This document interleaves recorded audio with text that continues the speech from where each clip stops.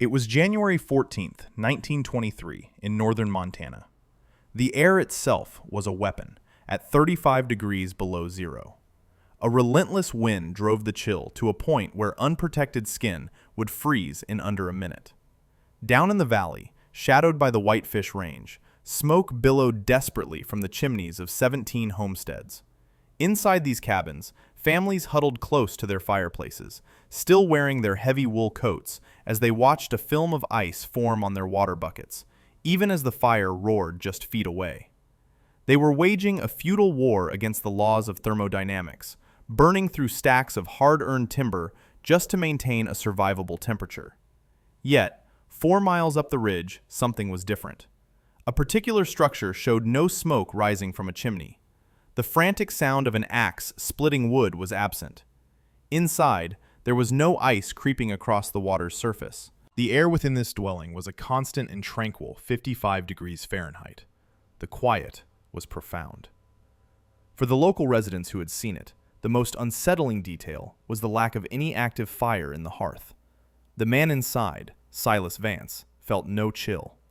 He was at work in his shirt sleeves, methodically arranging his tools, breathing air that felt like a pleasant October afternoon. His neighbors had branded him a madman when he first broke ground. They had called his unconventional design a tomb, claiming he was digging his own grave into the hillside. But as they bled precious heat into the unforgiving winter sky, Silas Vance was residing comfortably inside a machine constructed from earth and governed by physics. This was no miracle. It was a feat of engineering that valued data above deeply ingrained tradition. Vance had constructed what he termed an Earth-Siphon cellar. While everyone else in the county built structures designed to resist the wind, he had engineered a system to harness the unwavering thermal energy of the planet itself. He grasped a principle that modern construction has largely forgotten. The ground beneath our feet is a battery of limitless capacity, if only you know how to connect to it. The tragedy of this account is that the knowledge Vance employed was nearly lost. We exchanged passive, clever efficiency for active heating systems, replacing thoughtful engineering with the brute force of fossil fuel consumption. The physics, however, has not altered.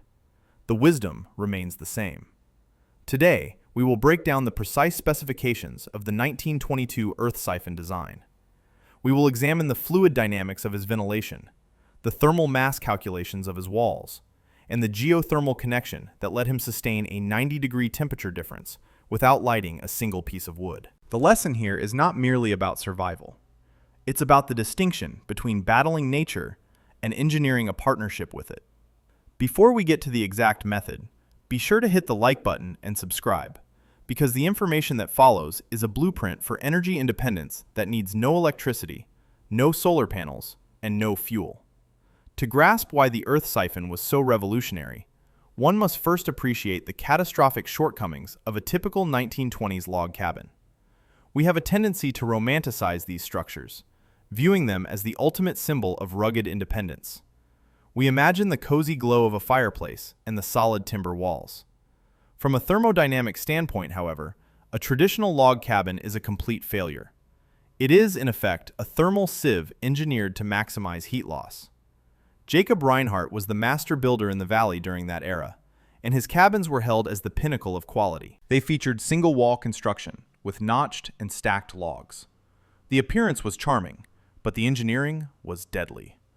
Wood does possess a respectable R value, the standard measure of resistance to heat flow. A log that is 12 inches thick offers an R value of about 16, which is fairly good. A log wall, however, is not a solid, uniform material. It is a collection of cylinders, and at the point where 2 cylinders touch, the material is thinnest. These joints become thermal bridges, effectively creating highways for heat to escape. Even worse, the corner notching, which is the hallmark of the style, is a structural requirement that creates a thermodynamic nightmare. As wood cures, it shrinks and twists, causing gaps to form. In 1923, the chinking used to fill these gaps was a mixture of moss, clay, and straw. This held up in the summer, but during winter, under the assault of 40 below zero winds, the chinking would crack and fail. This led to infiltration. The wind was no longer just pushing against the house. It was moving directly through it. The cabin wasn't containing air, it was merely filtering the wind. Then you had the method of heating. The open hearth fireplace is possibly the most inefficient heating apparatus ever devised by humankind. It functions on radiant heat, which feels pleasant on your skin, but it also generates a powerful draft. To sustain the fire, the chimney must draw air from inside the room. And where does this replacement air come from? It's pulled in through every crack in the floorboards and every gap between the logs. You are essentially using a vacuum to suck freezing air into your home to feed a fire that sends 80% of its warmth directly up the chimney. You are not heating your home. You are pumping the outdoors inside. The locals referred to this as fighting the wind. It was a constant battle of attrition. You chopped wood to feed a fire to heat air that was instantly pulled out of the room. A typical family in that valley would consume between 15 and 20 cords of wood over a single winter, a volume of timber equal to a small forest. The physical labor needed to fell, cut, split, and stack all that wood was a full-time occupation. It was a caloric deficit that claimed as many men's lives as the cold itself. This was the consequence of a build-up philosophy.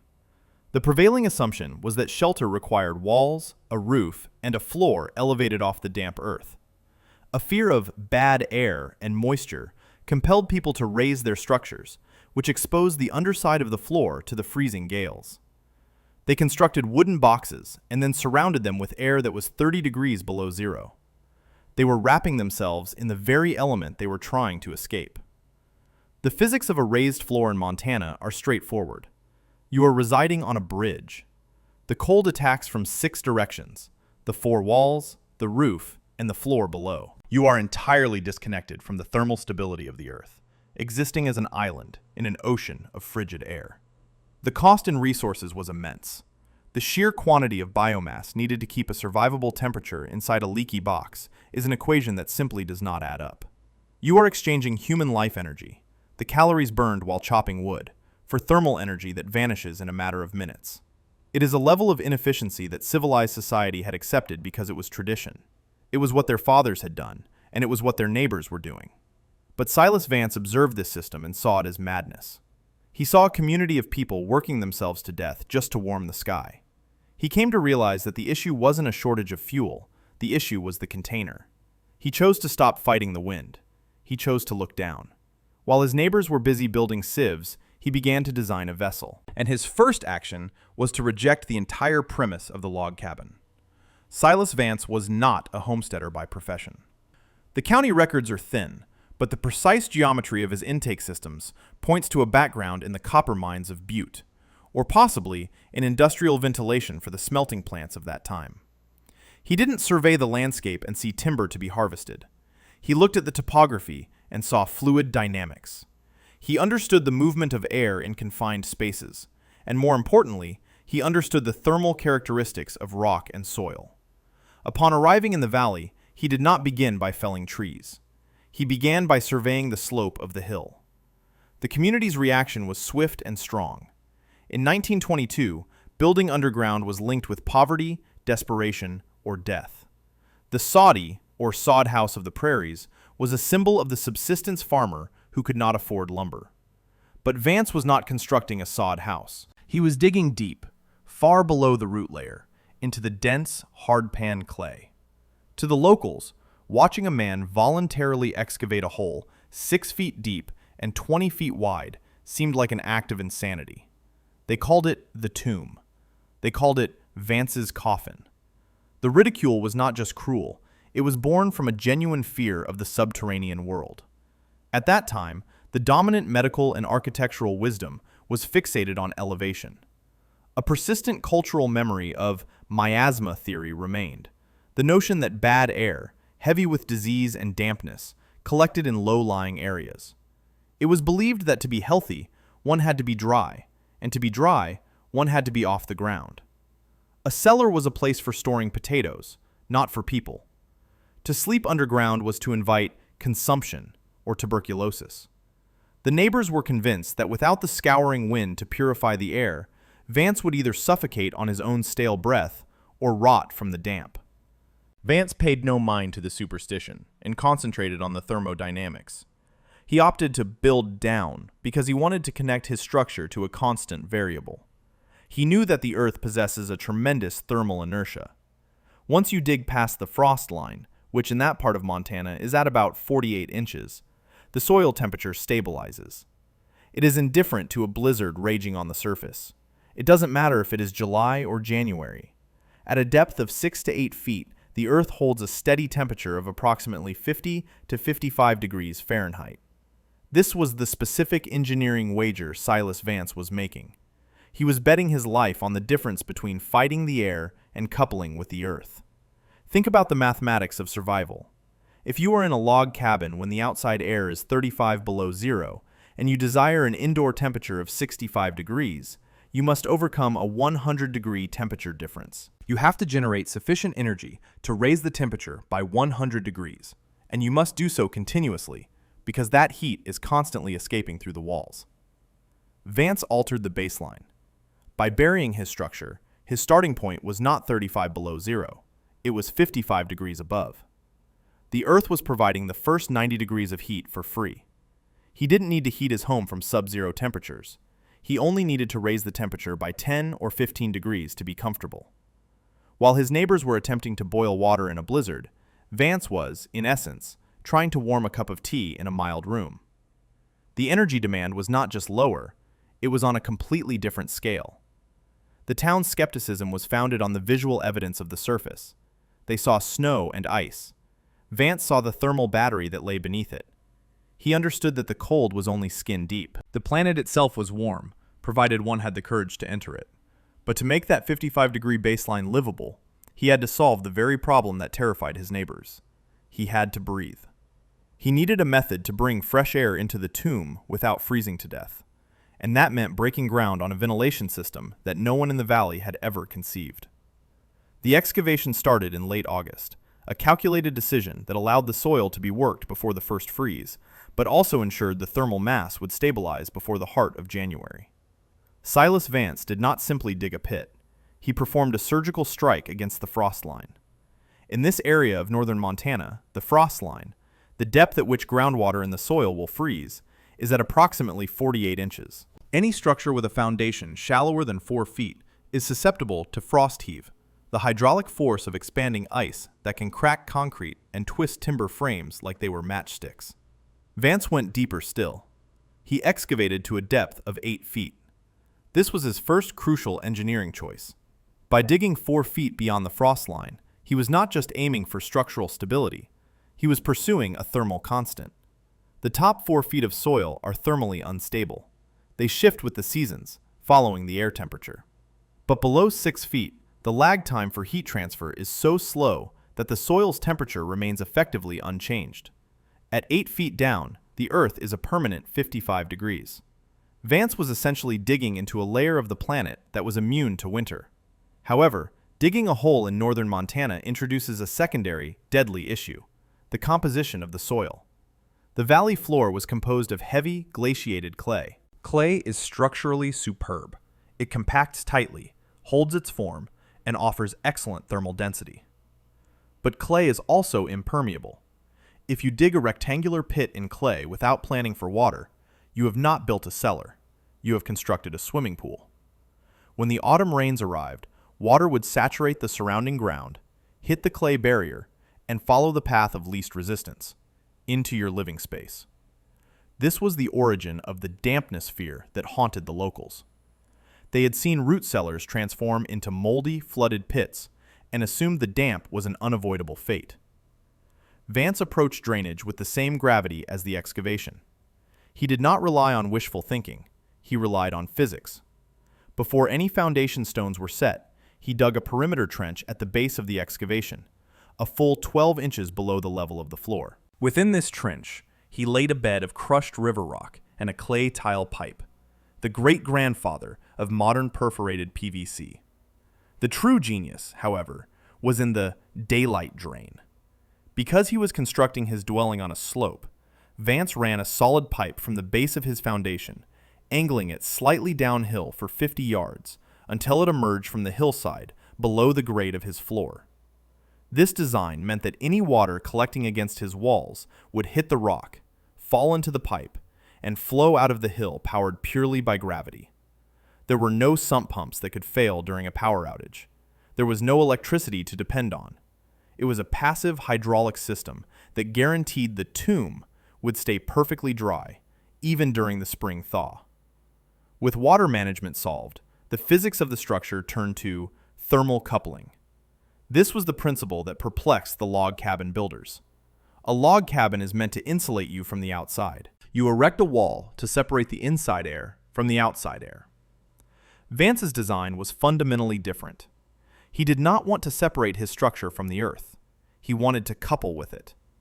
He wanted the floor and the lower walls to be in direct thermal communication with that infinite mass of 55-degree soil. He poured a floor of concrete mixed with large river stones, placing it directly onto the compacted clay subsoil. There was no insulation beneath the floor. Modern building codes often require underslab insulation, but for this specific application, that would have been a critical error. Insulation would have cut off the connection to the geothermal heat source. By pouring concrete directly onto the earth, the floor became an extension of the planet. The earth could conduct its warmth directly into the slab, transforming the entire floor into a low-grade radiator that would never fall below 50 degrees, regardless of the air temperature. Finally, there was the discipline of scale. The footprint of the Earth-Siphon was modest, roughly 12 feet by 16 feet. Vance resisted the temptation to build a palace. He understood the square cube law. As you enlarge a room, the volume of air you must heat increases cubically, while the surface area of the walls, your heat source, only increases quadratically. A vast underground hall would have been impossible to temper. By keeping the volume contained, he ensured that the thermal mass of the walls would dominate the air volume. He was not trying to heat a cathedral, he was constructing a cockpit for survival. But a sealed cockpit is a coffin if it has no air, and that brings us to the most controversial element of his design. The fear that kept Silas Vance's neighbors confined to their drafty cabins was not just about dampness, it was about suffocation. The common belief was that a sealed underground room was a death trap. Without wind whistling through the floorboards to clear the air, carbon dioxide, or bad air, would build up, oxygen would be depleted, and you would simply fall asleep and never awaken. Or, if you made it through the night, the stagnant air would cultivate a black mold that would coat your lungs as thickly as it coated the walls. Vance understood this was a valid concern. A sealed box is not a home, it is a tomb. But his answer was not to open a window and admit the freezing wind. His solution was to construct a lung. This is the Earth-Siphon, the mechanism that gave the structure its name, and the element that distinguishes a root cellar from a habitable geothermal shelter. The siphon was a passive geothermal air exchange system. It operated on a simple law of physics. Hot air rises, and nature detests a vacuum. To generate a breath, you need both an intake and an exhaust. But if you merely run a pipe through the wall to the outside, you are reintroducing the enemy, the 35-degree below zero air. You are back to fighting thermal shock. Vance's innovation was to condition the intake air before it ever entered his living space. He dug a trench that began at the base of his cellar wall and extended 50 feet out into the meadow, carefully maintaining that crucial depth of 6 to 8 feet below the surface. Inside this trench, he laid a 6-inch vitrified clay pipe. This was not a sewer line, it was a heat exchanger. Imagine the journey of a cubic foot of air in January 1923. At the intake opening in the meadow, the air is minus 35 degrees. It is brutal, dry, and deadly. But the instant it is drawn into the clay pipe, it enters a new world. For the next 50 feet, that air travels through a tunnel encased in the Earth's constant 55-degree warmth. As the air flows through the pipe, it makes contact with the clay walls. The clay, warmed by the surrounding earth, transfers its heat to the air. This is conduction. Because the pipe was 50 feet long, the air had sufficient residence time. It remained in the pipe long enough to absorb the energy. By the time that cubic foot of air arrived at the cellar wall, it had been tempered. It was no longer minus 35 degrees. It was approximately 45 degrees. Vance had effectively built a heater that consumed zero fuel. He had raised the air temperature by 80 degrees just by pulling it through the ground. But a pipe does not move air on its own. An engine is needed to drive the flow. Vance did not have electric fans. He utilized the stack effect. On the roof of his structure, at the highest point of the ceiling, he installed a 6-inch stovepipe vent that rose up through the sod and into the winter air. The physics at play here are elegant. The air inside the cellar, warmed by the earth and Vance's own body heat to 55 degrees, is naturally lighter than the freezing air outside. It seeks to rise. It pushes up and out through the roof vent. As that warm air exits, it creates a zone of low pressure inside the room, a partial vacuum. To fill that vacuum, fresh air is drawn in through the path of least resistance, the buried clay pipe. The structure breathes. As long as the interior is warmer than the exterior, the engine continues to run. The colder it becomes outside, the stronger the draft gets, automatically increasing the supply of fresh air precisely when the danger of CO2 buildup from indoor activity is at its greatest. It is a self-regulating system, powered entirely by temperature differentials. However, there was one final, crucial detail that kept the system from failing: the cold sink. When you take freezing cold air and warm it, its capacity to hold moisture changes. Conversely, during the summer, when warm, humid air enters the cool pipe, it condenses. Water droplets form on the inside of the intake pipe. If that pipe ran directly onto the floor, Vance would have had a muddy puddle in his living room every July. Vance constructed a trap at the point where the intake pipe entered the room. The pipe didn't simply release air onto the floor. It ended over a small, gravel-filled pit, a dry well, dug 2 feet deeper than the floor level. Any condensation that trickled down the pipe would drip into this pit and drain away into the subsoil, while the dry, tempered air floated up into the room. This specific velocity of airflow, determined by the 6-inch diameter of the pipe, was the difference between comfort and a draft. If the pipe had been too wide, the air would have moved too slowly to warm up completely. If it had been too narrow, friction would have stopped the flow. 6 inches was the Goldilocks dimension. It supplied enough air volume to keep humidity low and prevent mold. Yet the velocity was slow enough that the air had time to steal heat from the earth. With the air supply secured and the water managed, Silas Vance directed his focus to the structure itself. This is where he committed his greatest heresy against the local aesthetic. In a valley defined by the axe and the saw, Vance set down the wood and picked up a shovel and a sledgehammer. He did not build walls of stacked timber. He constructed a monolith of fieldstone and rammed earth that was a full 24 inches thick. To a casual observer, this would have seemed like a primitive step backward. Why pile up rocks and dirt when you have forests of pine available for free?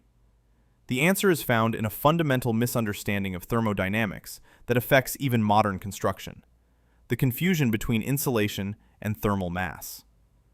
Most people use these terms as if they mean the same thing, but in physics, they are opposites. Insulation is a barrier. Its purpose is to prevent energy from moving. It is the gatekeeper. Thermal mass is a battery. Its purpose is to absorb energy, store it, and release it slowly over time. It is the warehouse. A down jacket is insulation. It keeps your body heat in, but it holds no heat of its own. If you take it off, it becomes cold in seconds. A large stone placed next to a campfire is thermal mass. It absorbs the fire's energy, and if you move it into your tent, it will radiate warmth for hours after the fire has died. The traditional log cabin is a lightweight structure. Wood has decent insulating properties, meaning it resists the flow of heat, but it has almost no thermal mass. It has no memory. When the fire in a log cabin goes out at 3 in the morning, the logs do not fight the drop in temperature. They surrender. They hold no stored energy to release back into the room. The moment the active heat source is removed, the cabin begins to equalize with the 30 below zero air outside. This is why the pioneers would wake up with frost on their blankets. They were living inside a down jacket, but they had no battery. Silas Vance constructed a battery. His 24-inch walls were a combination of local fieldstone and earth, packed so tightly that it would ring like concrete when struck. This density created a phenomenon known as thermal lag. Heat moves through dense materials at a predictable rate. Through stone and packed earth, a change in temperature travels at a speed of roughly 1 inch per hour. By building walls that were 2 feet thick, Vance created a 24-hour delay. The brutal cold of the midnight hour would begin its journey through the wall, but it wouldn't reach the interior surface until the following afternoon. By that time, the sun would be up, the exterior temperature would have risen, and the thermal wave would reverse its direction. The wall acted as a massive flywheel, smoothing out the violent spikes and dips of the Montana winter. The interior of the wall simply never learned that it was cold outside. But a battery is worthless if the energy can escape through the lid. The roof is the primary exit for heat in any structure, as warm air rises relentlessly. Standard cabins used cedar shakes or tin sheets, materials with virtually no R value. They were essentially open windows to the sky. Vance refused to cap his fortress with a sieve. He built a heavy timber frame roof, employing logs that were far thicker than structurally necessary for the span. Over these timbers, he laid a waterproof membrane of birch bark and tar, a clear nod to indigenous engineering. And on top of that, he positioned the crown jewel of the system, 3 feet of living sod. 3 feet of earth is heavy. It demanded massive structural support, but thermally, it was a blanket of astounding efficiency. In the winter, snow would accumulate on top of the sod, adding yet another layer of insulation. The R value of this assembly was extraordinary compared to a tin roof. More importantly, it coupled the ceiling to the same thermal constant as the floor. The frost might penetrate the top 12 inches of the sod, but it would never get to the timbers. With the shell complete, the energy equation was dramatically altered. In a leaky log cabin, you need a roaring fire because you are attempting to heat the entire outdoors. You are pouring buckets of energy into a bathtub with no plug. In the Earth-Siphon, the vessel was sealed and thermally massive. This leads us to the most astonishing aspect of Vance's survival strategy: his heat source. He did not build a fireplace. He did not install a cast iron wood stove. He knew that a large fire would actually be a liability in such a tight, efficient space. It would overheat the room and use up too much oxygen. Instead, Vance depended on metabolic heating. The human body at rest generates about 350 BTUs of heat per hour. A simple kerosene lantern produces roughly 800 to 1,000 BTUs. In a standard cabin, this heat is lost instantly to drafts. In the Earth-Siphon, the walls captured every single unit of that energy. The stone walls, tempered by the 55-degree earth, would absorb the radiant heat from Vance's body and his small lantern. Slowly, over a period of weeks, the interior mass would creep up from the baseline of 55 degrees to 60 or 65. The walls became a radiant mirror, reflecting his own body heat back at him. He was not heating the air, he was charging the battery. And once charged, that stone monolith had enough inertia to coast through a blizzard without so much as a flinch. The system was, in theory, perfect. The geology was sound. The physics were undeniable.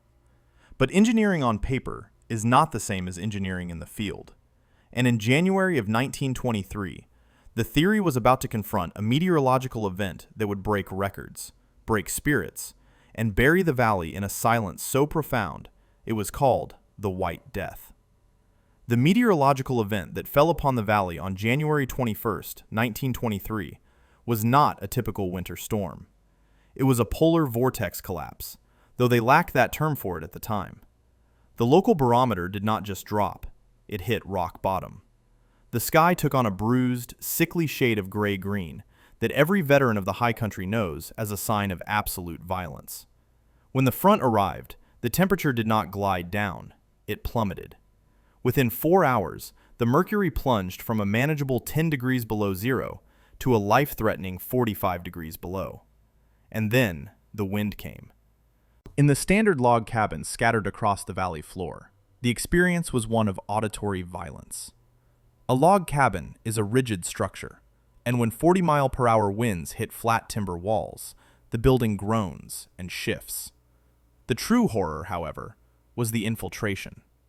The extreme drop in humidity caused the logs to contract instantly, widening the checks and cracks in the timber.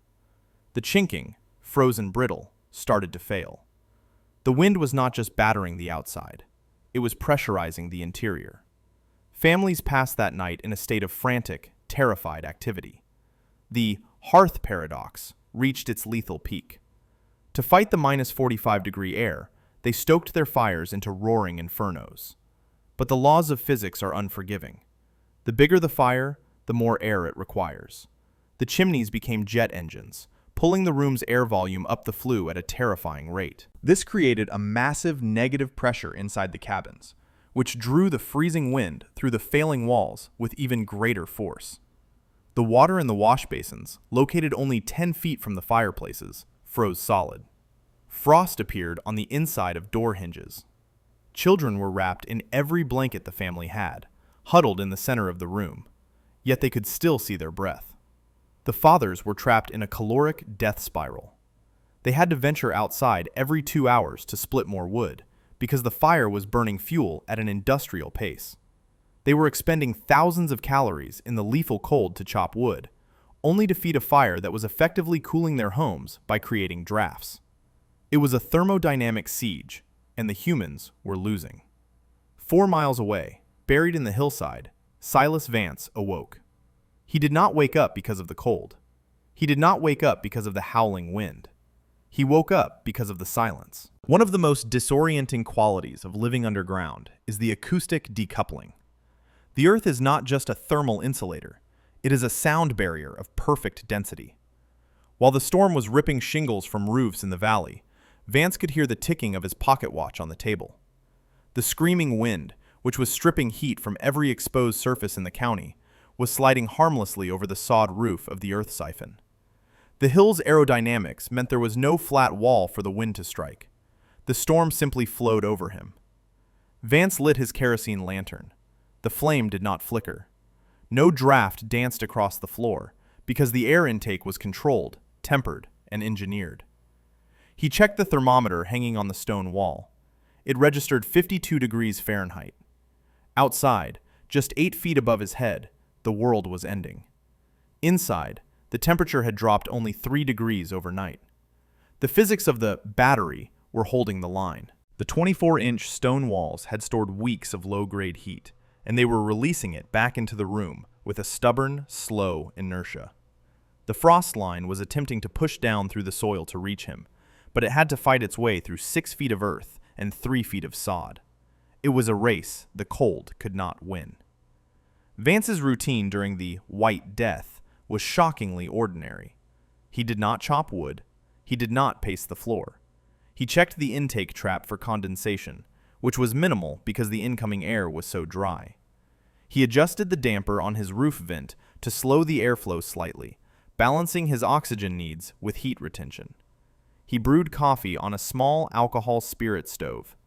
The heat from that single burner, along with his body heat and the lantern, was all the input the system required to maintain its equilibrium. While his neighbors were suffering from frostbite inside their own homes, exhausted from the manic labor of survival, Vance sat in his shirt sleeves, reading a book on metallurgy. He was bored. The contrast was absolute. The traditionalists were fighting a war against nature with brute force, and they were nearly broken by it. The engineer had simply stepped off the battlefield. He was not surviving the storm. He was ignoring it. The earth had absorbed the violence of the weather so completely that for Silas Vance, the White Death was nothing more than a quiet Tuesday. The storm subsided on the morning of January 24th. At noon, a small party of men, led by the skeptical builder Jacob Reinhardt, made the journey up the ridge to the site of the excavation. They brought a sled. The grim expectation was that Silas Vance was dead. They were convinced the tomb had lived up to its name, becoming a freezer that trapped cold air in the ground. They anticipated finding a frozen corpse huddled in the darkness. When they arrived at the snow-covered mound that marked the roof of the Earth-Siphon, they observed the first piece of evidence that contradicted their beliefs. The 6-inch stovepipe vent sticking out of the snow was not covered in ice. It was clear, and the air shimmering above it was distorting the light, the visual signature of escaping warmth. Reinhardt cleared the snow from the bulkhead door and lifted the latch.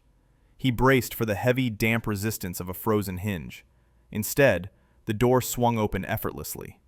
And then, the physics of the place hit him in the face. A plume of air rolled out from the open doorway. It was not just warm, it was dry. Reinhardt went down the steps, with the others following. They walked out of a monochrome winter landscape and into a different season entirely. The thermometer on the wall told a story that no one was prepared to believe. The mercury registered 54 degrees Fahrenheit. Outside, at the height of the storm, it had been 45 below. That is a 99-degree temperature differential. It is a delta T that modern HVAC systems struggle to reach with active furnaces.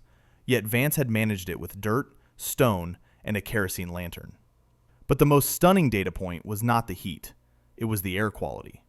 The main argument against living underground was the dampness myth, the conviction that the walls would weep with condensation and the air would be heavy with mold. Reinhardt ran his hand along the fieldstone walls. They were completely dry. Vance explained the psychrometrics to his stunned audience.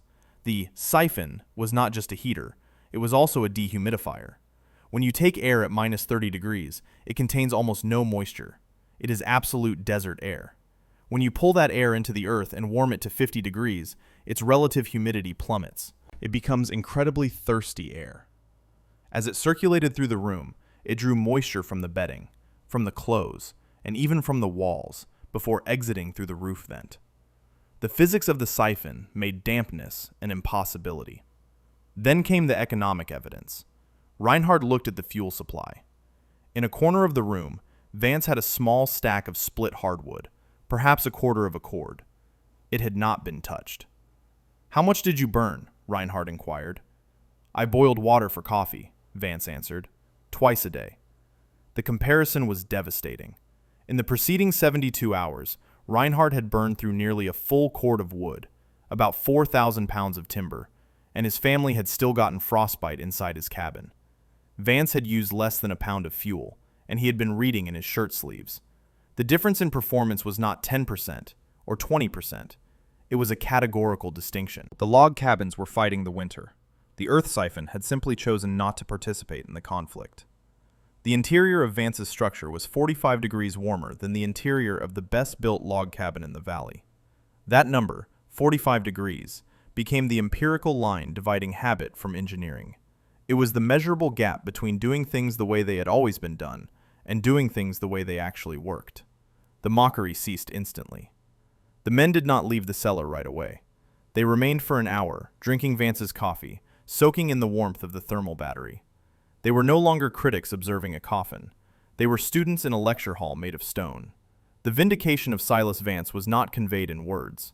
It was written in the unburned wood and the steady mercury of the thermometer. To understand why Silas Vance succeeded, where an entire community failed, we must set aside the narrative of the hermit in the hill and examine the raw physics. The triumph of the Earth-Siphon was not a matter of luck. It was the outcome of a specific synergy between three engineering principles that most modern builders still find difficult to balance: geothermal coupling, earth-tempered ventilation, and high-inertia thermal mass. The first pillar was geothermal coupling. This is the precise opposite of modern building science. Today, we construct thermoses. We encase our houses in foam and completely separate them from the environment. We view the Earth as a cold adversary to be insulated against. Vance treated the Earth as a radiator. By burying his structure below the frost line and foregoing floor insulation, he coupled his internal temperature to the planetary constant. He was not trying to heat his home to 70 degrees.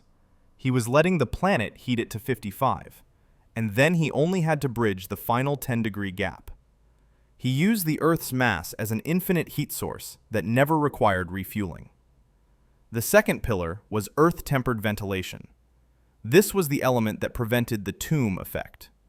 In a standard cabin, fresh air is an enemy because it enters at the ambient outdoor temperature. Every breath of fresh air you take is a theft of thermal energy. Vance's siphon altered the equation. By pulling the air through 50 feet of buried pipe, he was using the soil as a preheater.